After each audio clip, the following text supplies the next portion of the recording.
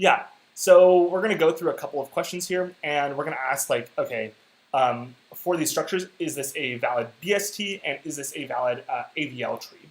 Um, kind of remember the difference between the BST and the AVL tree. The AVL tree is just a BST that's balanced, right? So you always want to start off by saying, like, first of all, is our structure a BST, and then is our structure an AVL tree? So if we looked at this first problem, this is not a valid BST, and this is because if we looked at the 7, remember our BST invariant says that every node to the right of 7 must be greater than it. So this 2 is in the right subtree of 7, but it's less than 7, right? So this is not a valid BST. And in this case, it's not a valid AVL tree as well, right? It must be a BST to be an AVL tree. An AVL tree is like a stricter version of a BST, is like the way to think about it. So this is not a valid AVL tree. So if we're looking at this one, the first thing that we would check is this a valid BST? Again, I'd give some more time for everyone to work this out on their own. Feel free to pause the video if you want to think about it on your own, but I'll just go through these for now. This is a valid BST. If we looked at any node, all of the nodes in its left subtree are less than it, and all of the nodes in its right subtree are greater than it. For every node, this holds true. You can go through and check that out. Is this a valid AVL tree, though?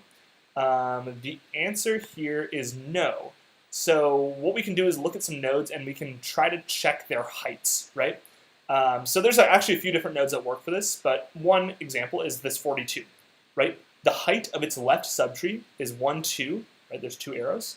The height of its right subtree is 0. So that violates our balance condition, right? Our balance condition said that there's no greater than 1 distance between our left and right subtrees. So this violates that. Again, this tree we would go through, is it a valid BST? It is, satisfies that BST property. And now we can kind of think, is this tree balanced? Can I find any node where the difference in height in its subtrees is more than 1? And no.